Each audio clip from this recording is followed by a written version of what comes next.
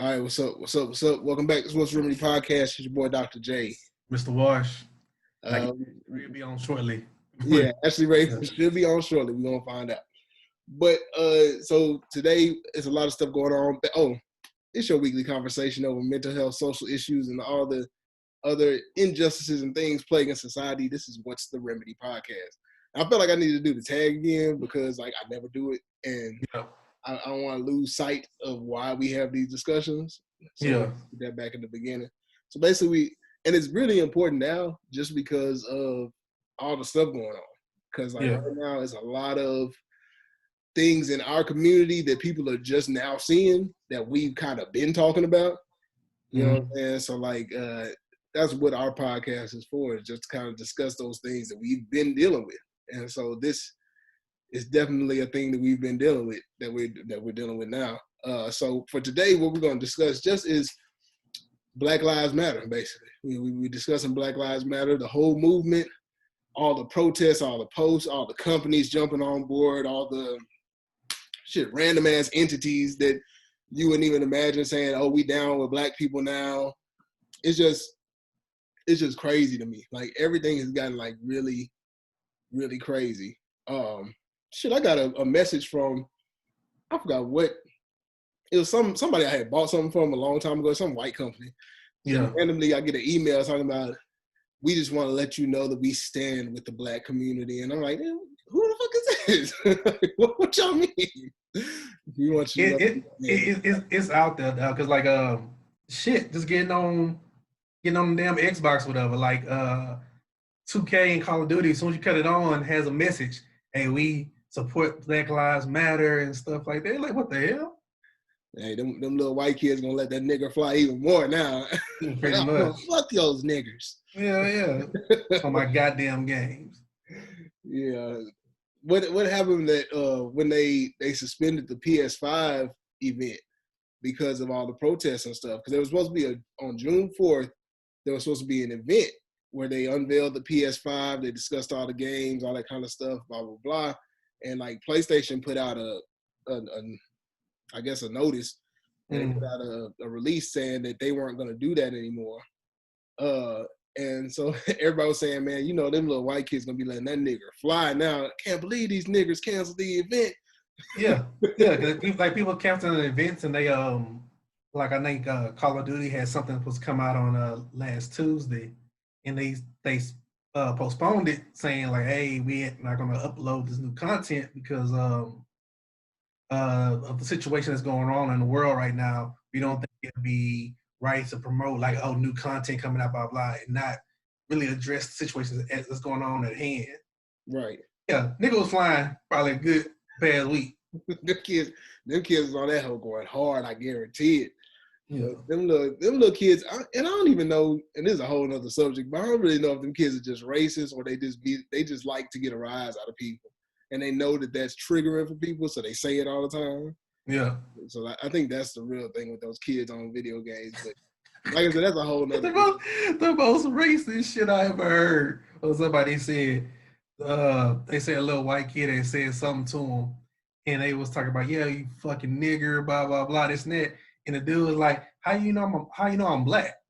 He said, because I can hear your nigger lips flapping from here. That's fucked up, but that's funny. I can hear your nigger lips flapping. Wow. That's wow. But yeah, no, that's one of the things you be like, man, this racism is killing me.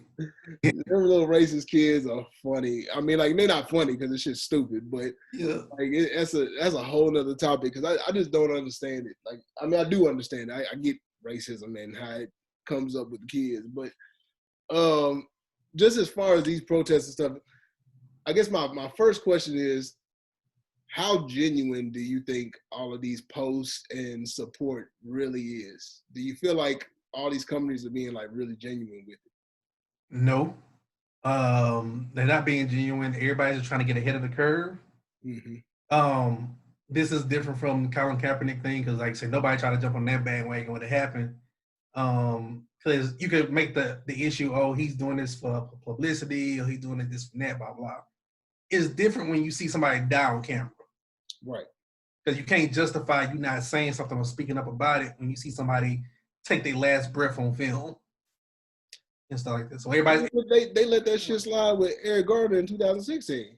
That's how the Kaepernick shit started, didn't it? No, that was well, that was one of the damn things that started pretty much. But yeah, but I think the Eric Gardner thing, people is like, okay, you can put a chokehold on somebody because everybody didn't put in a headlock or a chokehold before, right? And that could be dismissed like, oh, you know what I'm saying? Well, damn, he had a grip too tight, whatever, blah blah. You know what I'm saying? It was an accident. You putting your knee on somebody's neck, you can't justify that one. Yeah, I guess it looked more blatant, and so that's why people are like, okay, well, this makes more sense. But I mean, I've seen a lot of, because you're always gonna have those people. Right now, it's people that are bold enough to actually speak up on their beliefs of they don't agree with the majority or whatever. Yeah, because I've seen it. Because I always like to look at everybody's perspective, even the most fucked up of perspectives. I want to see those too. So like I've seen people actually say on there like, I don't see what the cops really did wrong. Like he was, because now that the stuff is coming out about, his toxicology reports and all that kind of bullshit, like it's a lot of negative things that people are bringing up about George Floyd. Yeah. And so people are using that as a defense to where like, well, I mean, what do you expect cops to do when they're dealing with people like this? Yeah. Like, and again, that's a dog whistle because he's an animal. He's a big lip beast. Yeah, he's a beast. He's really big. He's tall. He's strong. He's black. So, I mean, what are you supposed to do? You got to take him down the only way you can. And sometimes it ends up with them dying. And some of those people like really believe that shit. And to me, a lot of those people are not only working in these companies, but are like heads of these companies. So the statements that they're releasing are just statements to me. Yeah, because like I say, at the end of the day, like I say, with this situation, is they kind of took away all of the conversation of being like, oh, you can make a point on either side kind of thing. Mm-hmm. Somebody was like, well, like you just saying, somebody was like, well, hey, I saw with the cops, whatever, because he's a big black guy and, he was on all this stuff and you had to restrain him some kind of way. Well, it's a piss poor argument that you make, but you can make that argument if he was free, his hands were free and stuff like that. They restrained him down, and basically the dude had his knee on his neck or whatever to basically get him into handcuffs. Right. But he was already restrained and handcuffed and laying face first on the ground. So that extra force that you use was for no reason.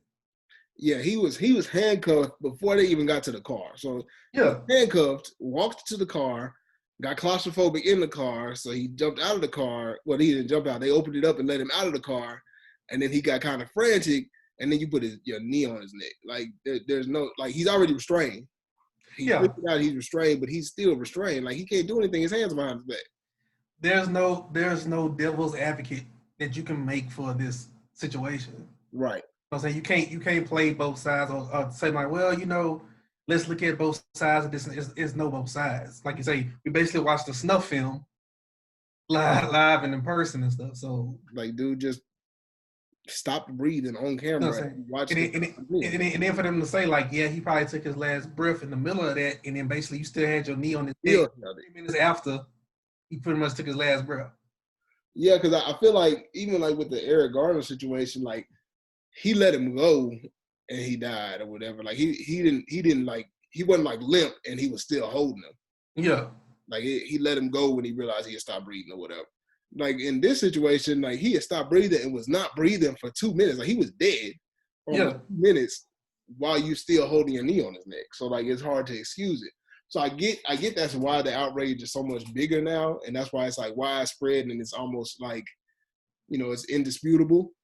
But I still don't believe the company's coming out with these statements because like I just like you supporting this just because right now you have an indisputable video. But like any other time Black people come out and speak about anything, you have excuses or, well, I don't want to support that. That may not really be true. Now all of a sudden you are talking about, oh, well, yeah, no, we always support Black people and their right to be treated fairly. But we've been saying we've been treated fairly for so long, and y'all ignored that shit.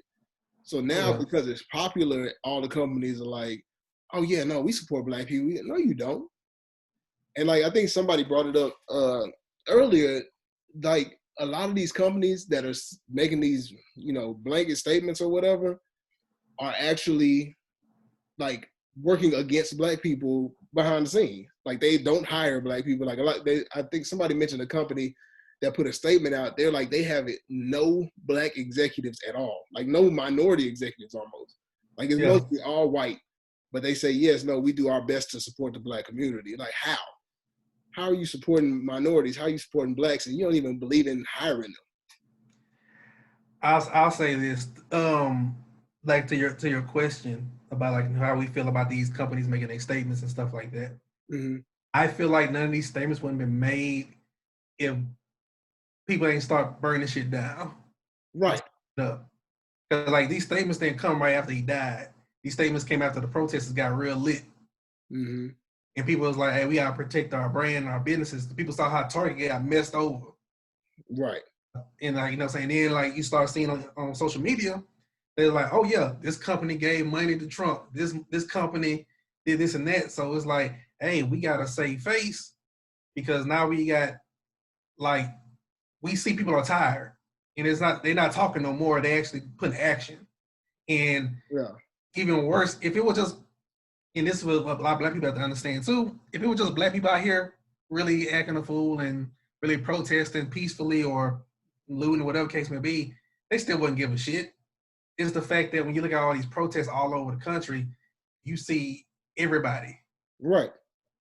It's like that. So it's like you can't be like, I can just downplay the Black consumer. I gotta deal with all consumers now. So going off of what you just said about the companies trying to save face or whatever, do you think that even if we have a diverse crowd protesting, do you think it gets the exposure that it got if it's just a diverse crowd peacefully protesting, nobody breaks any laws? They go from the protesters from 3 to 6, they are out there from 3 to 6, and then when it's time to leave, they all leave, and then the police can clear the streets and everything goes back to normal. Do you think we get results if we continue to have protests like that, peaceful protests? No, because I feel like I said last week, it's the Malcolm and Martin demographic, you know what I'm saying, the sides, whatever. MLK needed Malcolm X and vice versa. Like if Martin Luther King did all his speeches and the boycotts and stuff that he did, he would have got some stuff agendas pushed or whatever case may be, but it wouldn't have got nowhere where we at today, a lot of rights, because you had Malcolm X over here was basically saying, hey, we about that life, you know what I'm saying, and we'll do some stuff, and they actually did some certain things, whatever, that people like go to Martin Luther King like, hey man, what's going on with the Black community? We need to, what can we do to calm y'all down kind of thing. Right. And he played that liaison to be like, hey, well, my people want this. You know what I'm saying? So what you gonna do? So you need that. You need to apply pressure at sometimes. Like I can be peaceful and it's like that, but pressure has to be applied. Like these companies, when they made a statement, if they didn't see the protest peacefully and the protest of people getting out of hand a little bit to show that they're angry and that they tired of a lot of this stuff. Because when people get angry and tired, like yeah, they might come to your business and mess up your stuff, or we might not just purchase anything from you anymore. Yeah, and I think like what you were saying, I saw a quote somewhere that said, a protest with permission is just a parade. Pretty much. Like, so for us to have the protest where like, we should just have the protest begins at this time, it ends at this time, everyone please go home after that.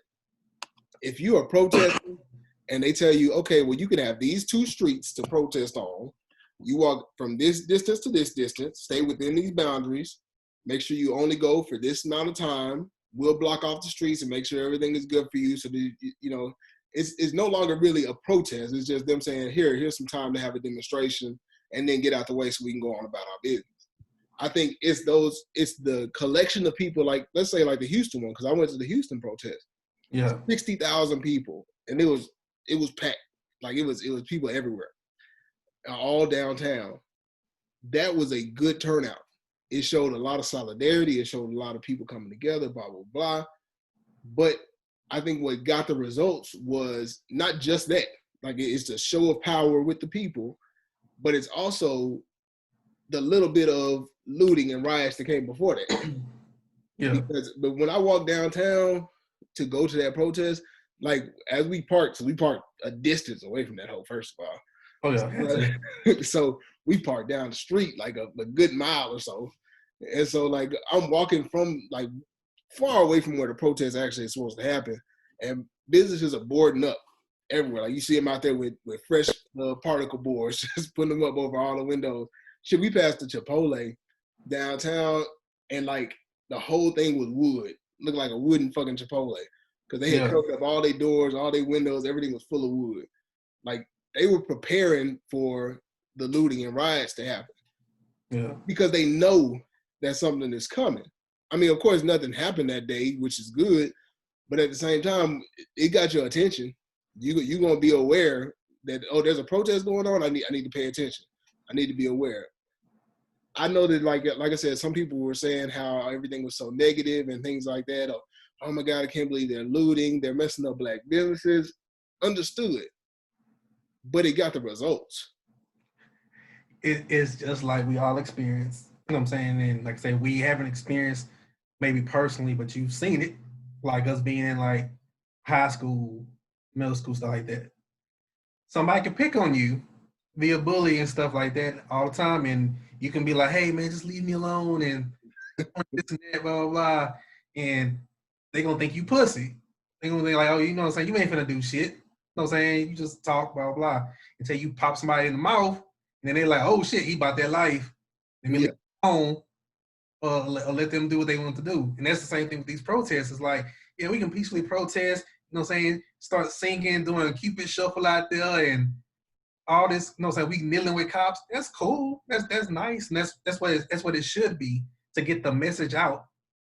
But then to show these people that we ain't pussy, you got like, and that situation is pretty much us doing a peaceful protest, like, hey, we see the injustice with this George Floyd thing, we're gonna protest, all this other stuff. That's the point of acknowledging the situation, what's going on. The rioting kind of thing, I don't want to say rioting, but the shit turning shit up is the fact that, hey, y'all ain't arrest this nigga yet. Right. So y'all bullshit. So okay, y'all think we pussy? Okay, cool. Until you bring this nigga to us, we're gonna go burn the police stations down, we're gonna burn some other shit down and loot, whatever case may be, until we get what we want. Right. Probably arrested him. Okay, cool. We ain't done. Where the other 3 people at? Exactly. You know what I'm saying? Like us black folk, well, just all people, because there's a lot of white folk doing some reckless shit. All that looting and all that other stuff is the reason why all 4 of them are in jail right now, have been arrested. It's the matter that the DA got switched out with the Attorney General over the case because they wouldn't have did shit. Like I say, all that stuff, people acting a fool and people going crazy, whatever, got shit done. It always does, though, and that's my point. Is that it always does every time. Like I've seen it posted many times that after Martin Luther King's assassination, they rioted for like 6 days. And at the end of 6 days, they passed the Civil Rights Act of 1968. So like, you want people to move, you have to make them. Like you said, that's a perfect analogy, the whole bullying situation. Like a bully gonna pick on you. And you tell kids, make sure you tell the teacher, tell them to leave you alone. Like, okay, I'm signing petitions. I'm protesting peacefully. I've talked to my congressman. Okay, you've done everything you needed to do, and that nigga still bullying you. Punch that nigga in the mouth one time and see what happens then. So like now, shit got a little bit violent, and then like, oh, okay, hold on. Let me see what we can do. Let's work on this. Can we work on this together? Now all of a sudden, everybody want to work together because they got hit in the mouth. It takes that. You know like I'm saying, like with the Martin and the Malcolm thing, whatever. You need to have right now our best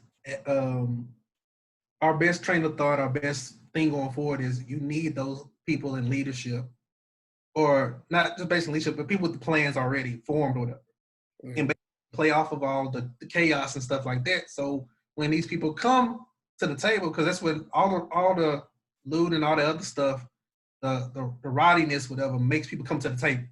Mm-hmm. Be like, hey man, she going crazy out there. We need this shit to stop. What do we need to do? And that's when you need to level-headed people to come in and be like, hey, well, this is what my people want. Right. You know what I'm saying? They come with the agenda. It's like that. Because the people out there that's really acting a fool, they really don't got an agenda. They kind of just, because a lot of times they're acting up not because of what the hell the protest was for to begin with. Everybody's mad about their own situations, about life and whatever case may be. So, yeah, I don't want to talk to them. You know what I'm saying? But you have to use that fire to be like, hey, they pushing our point across. It's like, hey, at the end of the day, we all tired from whatever situation's going on in our lives. We all fed up. And they're basically their embodiment of we fed up. Right. This is what we want for us not to be fed up. It's like you have to know the roles of your team. You know what I'm saying? It's like any coaching for anything. You know what I'm saying? You got your people that are going to be your enforcers, and then you got your people that are going to actually have the skill to handle the situation. So these people can't speak very well. They don't know what the demands are. They ain't even sure what they mad about, but they mad. They mad just like I'm mad. But they don't know how to express it. So you be like, okay, let them do their thing. And I'm not going to knock them for doing that because, hell, that's how they express it. I can express it differently. So if you want to talk about demands and you want to talk about what we're looking for, you can talk to me. And I can talk to them and then get them to stop. You know what I'm saying? But I think what we have to do is, and I don't mean for this to sound like, enabling, but at the same time, what we have to do is be like, hey, I'm not going to say shit about them doing that. Y'all want them to stop? Give us our demands. Then we can have a conversation about making them stop. I don't give a fuck about the riots until you tell me what we want. It's fucked up saying something like this, but it is what it is. We got to continue to put our foot and our knee on y'all neck, just like y'all put y'all foot and knee on that man neck. Right. It's like that. So the point where like y'all, we got to have the point where like, yeah, so much shit is going on, and we applying so much pressure that y'all can't breathe. Mm-hmm. And basically, y'all not breathing is basically y'all not breathing financially. You know what I'm saying? Y'all dividends are not growing and stuff like that because we're applying pressure in so many different ways. Right. It's like that, and that's what it got to be. Like we're not gonna let up on y'all until y'all let up on us. And like you said, that's how we have to be. And I think that I think it's like I said, it's been effective so far.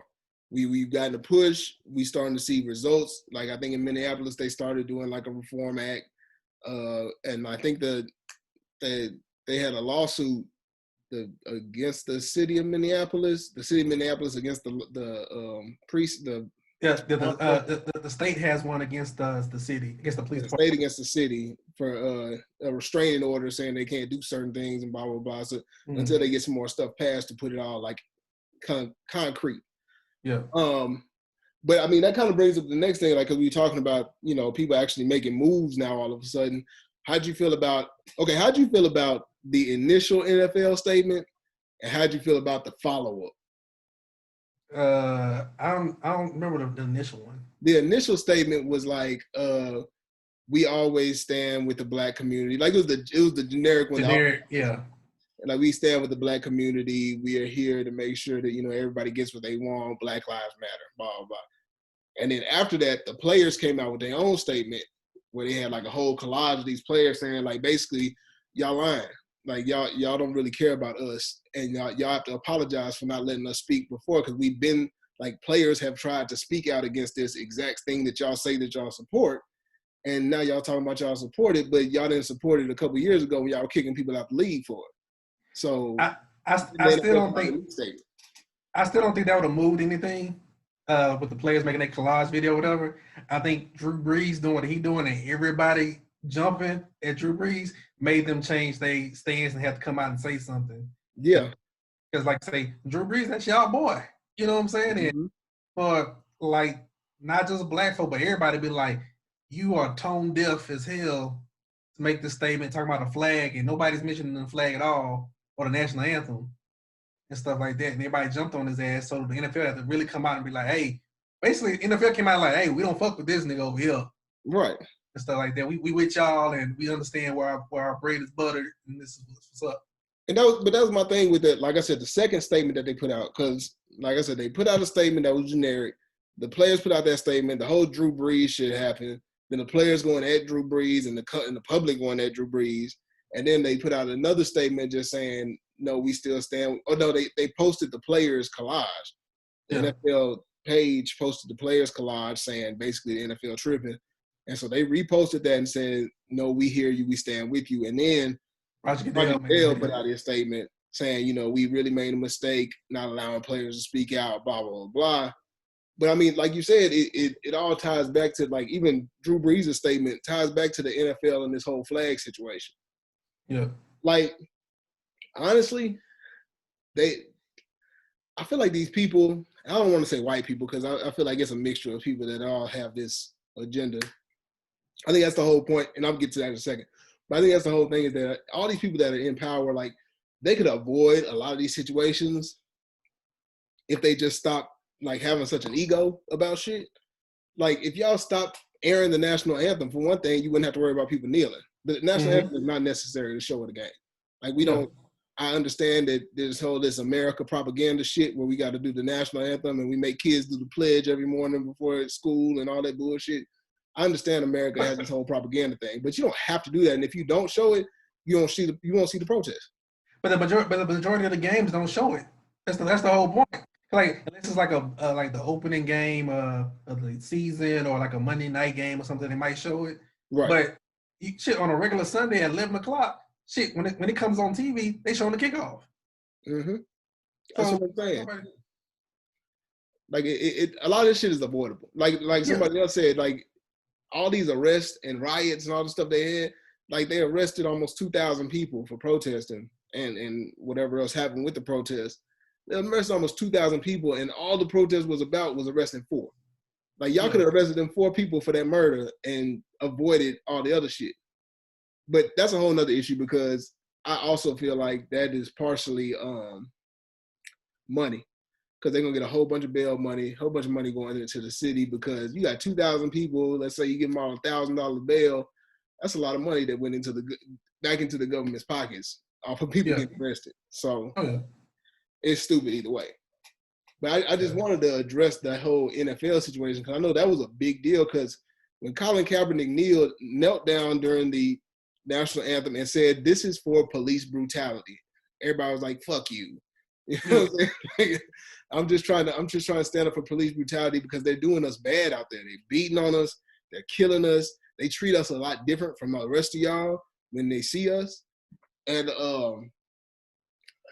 then, like, everybody was like, "Nah, fuck you. You don't know what you're talking about. You just don't like the flag."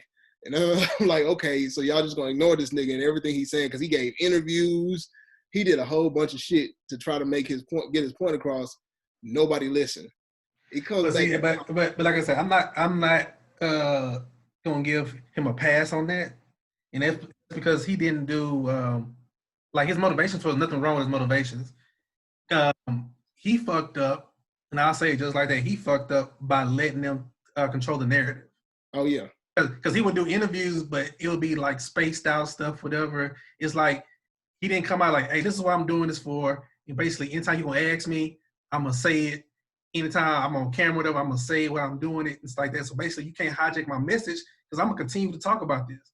Right, I think what's lost with Colin Kaepernick is that when he started out, he's not outspoken enough to make this kind of a stand.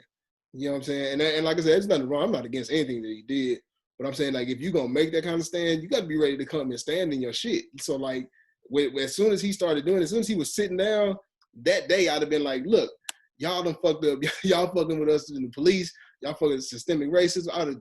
I'd have hit that whole full force. I'd have done interviews on every news station just to make sure my voice is heard. I think what he did was, like, he was very reactionary with it. So he would do the protest. Then when somebody would ask him about it, he might answer. But, like, he wasn't. I would be, like, booking shows to make sure my shit got heard. He ended up, at the end of the day, he ended up letting other people speak for him. Like, when he came out with it about police brutality, then Trump and them all jumped on it like, "Oh, he don't like the flag. He don't like the anthem. He ain't for the vets and stuff like that." They hit that narrative with the ground running. They was like, "Hey, this is why he doing this, blah, blah." And he didn't really come out to defend it. Other people came out and was like, "No, he's talking about police brutality or whatever," but hey, the machine is already going. Mm-hmm. He didn't stand in the road. He didn't stop it. And Yeah. like, you want to come out now, like if the Republican side or Trump, whatever at that time, are hitting you for 2 weeks straight, like, hey, this is why he's doing this. This is messed up. He's not for the country, blah, blah, blah. And then your comments are like 2 weeks in apart, and you're like, no, it's police brutality. Ain't nobody hearing you because you've been drowned out. I think what gets lost in a lot of this, even just in the debates now with all the stuff going on, is that I think people think that folks' minds are just supposed to change once they're made aware. A lot of people aren't. They're not wired that way. Most people aren't wired that way. Like, and this is for any kind of, you know, protest or any kind of circumstance where people feel like they need to get a point across. You saying it is good. Like, you making this statement, making this happen is great. But a lot of people, that minds ain't gonna change just because you make them aware. For the vast majority, their mind not gonna change. No, their mind ain't gonna change. They just want to put it on record. Yeah, like even okay. So like I was saying, like making people aware of police brutality was one thing. You have to actually break it down, and I think we don't have the patience. And I'm not saying we should, because I don't think it's the responsibility of any black person or any minority person to explain to people. But I think the people that do have the capacity to do it should. Like, and that's why I say that's the difference between Colin Kaepernick. I think that Colin Kaepernick made a great stand, but he needed somebody there that was going to be his mouthpiece. Because you need somebody that has the capacity and patience to actually explain to these people, to some people that you completely disagree with, sit and talk with them and have a civil conversation, if possible, and try to explain this shit. But like I said, that's not the responsibility of us. It's really the responsibility of them to learn. But if any of us have the capacity to, we should. And we should, and like it goes back to our conversation about having somebody that can speak after the people are rioting, who's going to put up with it, who's going to say the demands. You need somebody that has the patience and wherewithal to sit down and say, okay, I understand you racist as fuck, but let me talk to you anyway. Yeah. And like I say, in this situation also, I guess this is my opinion, it also makes Jay-Z look stupid. Yeah, for going and talking to them. Well, for going and talking to them and them like, oh, we're going to set up this agenda and blah, blah, we're going to do the Super Bowl. We got Meek Mill here. You know, we fought for justice for Meek and blah, blah, this and that. It makes you look passive because now that people got fed up and people, the shit people doing now is the shit that people wanted Jay-Z and stuff to do before. Yeah. To be like, hey, you work with the NFL, that's cool, but go in there, tell them what we want, the man shit, this and that. It makes it look like y'all went in there silently, like, hey, we'll do this, you know, we have a partnership, we get some money, and we're good, this and that. Yeah, that's cool, but now shit is really moving that people on the outside are really fed up with shit. It makes it like you on the inside, you ain't do shit for us. Basically, you got a check. That's exactly what it was. They set up a good agreement, and this will be the last thing, and we can end it. But like, I think that's what gets lost on our people, and I don't know if we mentioned it. We mentioned it last week too, but just the fact that like at the end of the day, once you get a seat at the table, it's like I'm at the table. I'll do what I can while I'm here, but you know, I mean, I still got to keep my seat. You know what I'm saying? Yeah. I think that's what gets lost. In fact, I saw somebody post, and this was this week. I saw somebody post. They were talking about the riots and stuff, and they were saying that they're like, well, you know, this is going to slow down the progress that we already had in place. You know, this progress takes a long time, and if we do this, then it's going to slow it down even more. I don't think progress is supposed to take that fucking long. Like, I'm not in a point in my life where I can say, you know what, maybe about 30, 40 years from now, they'll actually be able to understand, nah, fuck them. I'm not waiting 30, 40 years for progress. If burning shit down makes shit happen faster, burn that shit down. But that's the mentality a lot of people have. A lot of black folk that's been on the fence, been like, hey, man, this ain't how we're supposed to do it. You know what I'm saying? We got to chill out. We got to really just, we got to vote. We got to motivate this and that. And we still on that. So we know, hey, you got to vote your people in that's going to work for you and things of that nature. But the people that was conservative, as far as black folks, people that was conservative was like riding the fence kind of in the middle. Like, you see what's going on, but hey, that's not how you do it. We're fed up. Right. And we're like, hey, fuck it. It is what it is. Burn this bitch to the ground. Got to do what you got to do. And I think that, like, yeah, like you said, like, if you were on the fence before, like, people that were strapped on the fence at this point are like, damn, dog, fuck it. And I think one of the other things people were waiting for, and I think they've started to realize that it's not going to happen, is that they thought we could wait out racism. They thought we could say, oh yeah, no, when these old white folks die, like when the old white people get out of power and they die off, we'll be good because the younger generation ain't gonna have racism like that. But then you start seeing TikToks of 5-year-olds calling black kids niggers, and like all of a sudden you're like, oh shit, so racism ain't gonna end when these white people die? So oh shit, so they pass down racism like they pass their wealth down. Okay, right. Exactly. Like racism ain't gonna die slowly just when the generations, because I think that's what they think happened. They think what happened with slavery was after a while people kind of got tired of it, so the white people finally let their foot up off us a little bit and let us out of slavery. And then some time passed from there, and then they finally got tired of being assholes to us, so they gave us some civil rights. And then more time will pass, and then they'll see that they beat the shit out of us as police officers, and maybe in a few more years, when this generation dies off, they'll start treating us right with the police. Like shit didn't happen because people died off. Unless they were killed. Yeah. When you start killing people, and I'm not saying kill people, but I'm saying that like once people started dying and it was from force, like when there was a force involved with it, that's when shit started changing. These people ain't finna die off and racism gonna die with them. You gotta force that fucking change. Like it's not that simple. I seen a clip somebody posted like from 1989 from Oprah. I seen that. Yeah. So like I'm saying, so like in that clip, I think that's how a lot of people still view shit. They a lot of white people still view like, hey, you got your blacks, you got your niggers. Yep. You know, your blacks, I have no problem with the blacks. They, you know what I'm saying? They here, they don't bother me, and they stick to themselves and do their thing. Then you got your niggers that commit all kind of crimes and blah blah blah. And so the messed up thing about that is black people feel the same way. I was gonna say, yeah, I understand black people do that too. Yeah, black people still feel the same way, but the difference is that for a lot of white people that have that sentiment, there's difference between blacks and niggers, regardless of what you classify us as soon as I walk in the door, you're gonna say I'm a nigga. That's what I was gonna say. I was like, they first thought as you're a nigga. You have to prove that you're not. Yeah, like, I have to prove I'm black. And then like if black people do have that mentality, usually it'll be like they think that you black like me, but then when you start acting, you act the way you act some nigga shit, then you like, yeah, you a nigga. When you start doing nigga shit, niggas, black people be like, oh shit, nah, you a nigga. But like initially we black, so and like that's why we give. And I learned this when I was young from my mom and them. That's why black people give head nods to every black person you see, because we see an eye to eye. Because I'm black, you black. Acknowledge me.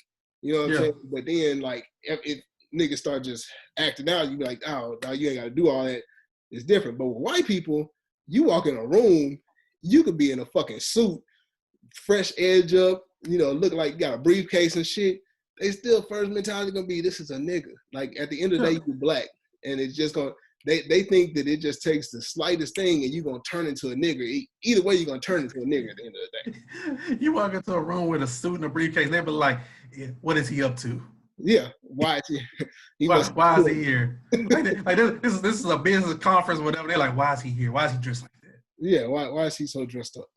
Yeah. I think that's one of the things like I said, I want to end this with the idea that I'm happy that people are finally jumping down with the movement. I'm happy that the movement is so widespread. I'm happy that we're getting acknowledged for being treated differently. I hope that it doesn't pass like all the rest of the trends do. Because I think I said this the other day on like Twitter or something, like I feel like right now it looks like the Black Lives Matter challenge. You know what I'm saying? Like it's just another challenge. It's gonna last a few weeks. When shit starts to die down, like people will move on to something else, and then we're gonna forget about this shit and we're gonna go back to normal. We can't afford to go back to normal. We can't. Like normal for us is not pleasant. It's kind of like the whole "Make America Great Again" thing. Like you can't tell us to make America great again if America was never great for us. They talking about going back to the 50s and niggas was getting hung in the 50s. Yeah. You know what I'm saying? Like that shit wasn't great for us. Well, that's another thing too. Like a little sidebar to stuff that kind of Trump is really putting his foot in his mouth left and right. Always. Like with the photo op thing and tear gassing people and stuff like that. But he made a statement talking about MAGA loves black people. You know what I'm saying? MAGA loves, you know what I'm saying, the African Americans. With making that statement, you're basically admitting that black people were never involved in making America great again. Right. MAGA is separate from black people. Yeah, separate from black people. Yeah. So basically, you just basically just screwed yourself, because now you're really admitting that, yeah, these are a bunch of white people over here, and we accept black people. Black people are not part of making America great again. Not part of that movement. But the thing with Trump is, and like I said, it's almost another subject, but the thing with Trump is, I don't think that, because you said he puts his foot in his mouth, but I don't think he does. I think he says exactly what he wants to say. It's touching exactly the people he wants it to touch, and he can give a fuck less about if you liked it or not, because it's open racism, and it's okay because a few black people agree with it, which is fucking retarded in my eyes. Like you said, MAGA loves black people, and there will be black people that say, yes, MAGA loves me. Like, bitch, you're not MAGA, so like why are you supporting that shit? Yeah, they're basically telling that you on the outside. Right. Because I actually found myself going down a rabbit hole. I think it was this morning or yesterday. Went down that rabbit hole of looking at black MAGA people on Twitter, like going to their page, because every one of them I saw had like tens of thousands of followers, because MAGA right-wing people love to see the black people that support that side. And so like I went through like a lot of their stuff, and like they are like some self-hating black people. Like if you've ever seen self-hating black people, that's them. Everything about black people they hate. They'll tell you about black people. Like they like Clayton Bigsby. They like Bernie Mac on what's name on South Central. Gonna be a minute. I hate Whoopi Goldberg's lips. Yeah. Hate the back and forth with a connect. Yeah. But that's my whole thing, is that like right now, like I said, I'm happy people are speaking out, and I'm hoping that we actually enact some kind of change. Continue to vote for the smaller things. I think I posted they have this quadrant thing on I saw on Instagram. It's an initiative that some black man came up with. I have to look at it again, but it's called like Vote Quadrant. It's like hashtag Vote Quadrant. And it's 4 things that they say you need to vote for to help combat police brutality. And one is the mayor. The other one is the commissioner, the judges. Make sure you look at who the judges are. And I believe it's the sheriff. I think those 4 things are the 4 quadrants they have. Like sheriff or the constable, something like that. Yeah. So you need to know those people that are in power over the police. So the mayor, the judges, the commissioner, and I believe it's like the sheriff or constable. But like, and I want to continue to push that for us, because like one thing, I want to continue to protest. I want people to continue to push that narrative that we want change, but in acting on that change, we need to vote and not just vote Trump out. Because I think a lot of people have been saying that too, like we got to get Trump out of office. Yeah, we got to get Trump out of office, but we got to know who's running our police in our local area too. So we know who the DAs are. I think that was the other one, the DA. You don't know. You need to vote your DA in that is for your people. That don't go against you. So like if we keep voting in racist ass DAs and racist ass sheriffs, we could have Obama in office, or not even Obama. We could have like the perfect black president in office. But if your sheriff and your DA are racist, your ass gonna be in jail regardless. It don't fucking matter who's in office as president. Yeah. So that's what we need to start focusing on: is mayor, judges, DA, sheriffs, commissioners, those types of things. So that's what I want to push as we end this thing.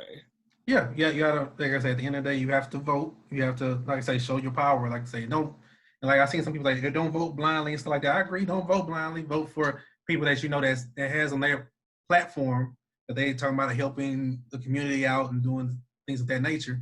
You know what I'm saying? You vote them in, because we have the power to influence a lot of stuff. Like Texas easily can be blue in November. Easily. And easy, because like I said, with Harris County and like major parts in Dallas and stuff like that, you know what I'm saying, numbers can get really skewed and really be pushed to an agenda, but you have to get out there and vote. So don't listen to nobody tell you like your vote don't matter, it's already rigged, whatever, because it's not. Right. Like you said, because like places like Houston, even if all of your city and your county is blue, that would be better than like not voting at all, and then like you got a Republican president, Republican Senate, Republican House, Republican mayor, Republican judge, like that. You need to look at all of that too. Like you need to make sure you know, okay. And even if they Democrat, because fuck it, I saw a meme the other day that said I'm not right wing or left wing because they both fly in the same place. Like at the end of the day, it's all on the same bird. It don't matter what wing it is. See which direction they going in. See what what policies they actually are putting up, and hold them motherfuckers accountable. If they not doing that shit, let them know. Like I'm saying, like that's how you do it. That's how like the Tea Party did it for the Republicans in 2010. Like, so we'll vote you in, but when your time comes up, or like to get primary by somebody, whatever case me in your same party, if they talking the shit we want, we'll vote them in. We'll vote them in. Get your ass right about here. Like we have to control the different narratives and stuff like that. Like at the end of the day, like I always say that, but Joe Biden is a figurehead. If Joe Biden becomes president, I don't expect Joe Biden to do anything major because he doesn't have the power to really do anything major. Right. He is there in place to make us look civil in the global spectrum of everything, and to go overseas and talk to other countries and doesn't embarrass us and help us move our agendas worldwide. Mm-hmm. It is based on who's a senator, a congressman, like I say, our mayors, just like that. Those people are what pushes our agendas and our narratives. Right. That affects us. So people like, man, I don't fuck with Joe Biden, this and that. You basically talking bullshit. You really ain't about your business and about life. Because if you worried about Joe Biden being president, then you worry about the wrong thing. You need to worry about who he's gonna put in his cabinet. That's what you hold us to fire. Like, who's gonna be your VP? Who's gonna be over housing? Who's gonna be over attorney general? Yeah. For the country, it's like that. That's how you hold that person accountable for. Like, if you tell me the people I like, then that's what's up. We can roll with it. Because you basically there for photo ops and basically to don't embarrass us as a country. Yeah. So. Yep, that's real. Get out and vote. Keep the pressure up. And let's keep working. That's all I can say. Yep. So I guess next time, more likely gonna have a guest on. Probably. I'll make some calls, whatever. But and hopefully we can find Ashley Ray. Yeah, she disappeared on us. She disappeared on us today. But she'll be back. Yeah. But as always, hope you laughed a little and learned a lot. We hope you have helped you find a remedy, whatever's troubling you. This is First Remedy Podcast. All right, y'all. Yeah.